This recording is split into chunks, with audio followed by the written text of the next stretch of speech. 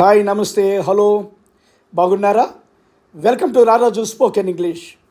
మీరు తెల్లవారి లేచినది మొదలుకొని రాత్రి పండుకున్నంత వరకు కూడా మిమ్మల్ని మీరు ఇంగ్లీష్లో మేనేజ్ చేసుకోగలిగే క్యాపబిలిటీ కలిగి ఉండాలని ఈ మా చిన్న ప్రయత్నం. మీ లేదు నేరుగా మా దగ్గర జాయిన్ అయ్యి 3 నెలల్లో కంప్లీట్గా నేర్చుకుని మాట్లాడగలుగుతామండి అనుకున్నట్లయితే మమ్మల్ని సంప్రదించండి.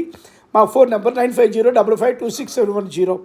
గొంతుకు పట్టింది, కొద్దిగా అర్థం చేసుకోవడానికి ప్రయత్నించండి. ఈరోజు మనం చూస్తున్నది బాధ్యతగా చేయాలి. ఏం చేయాలి అన్నది తెలుగులో చెప్పాను, ఇంగ్లీష్లో ఏం చేయాలన్నది ఇంగ్లీష్లో చెప్పాను. దీనికి సూత్రం ఏంటంటే should plus verb one is equal to లీ అన్నది అర్థం. ఇక్కడ సబ్జెక్ట్ని కలపలేదు నేను. వెళ్ళాలి షుడ్ గో అంటే షుడ్ ప్లస్ వెర్బ్ వన్. రావాలి షుడ్ కమ్.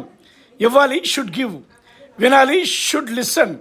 అడగాలి షుడ్ ఆస్క్. వేచి ఉండాలి షుడ్ వెయిట్. కొనాలి షుడ్ బై. పూర్తి చేయాలి షుడ్ కంప్లీట్.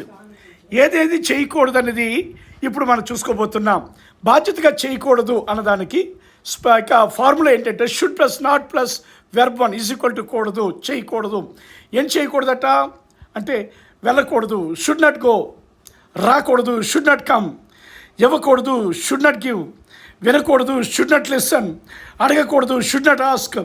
వేచి ఉండకూడదు, షుడ్ నాట్ వెయిట్. కొనకూడదు, షుడ్ నాట్ బై. పూర్తి చేయకూడదు, షుడ్ నాట్ కంప్లీట్. దయచేసి ఒక ఫీజుగా మీ లైక్ ఇవ్వండి. మీ లైక్ కొట్టి అనేకులకి షేర్ చేయడానికి అవకాశం ఇవ్వండి.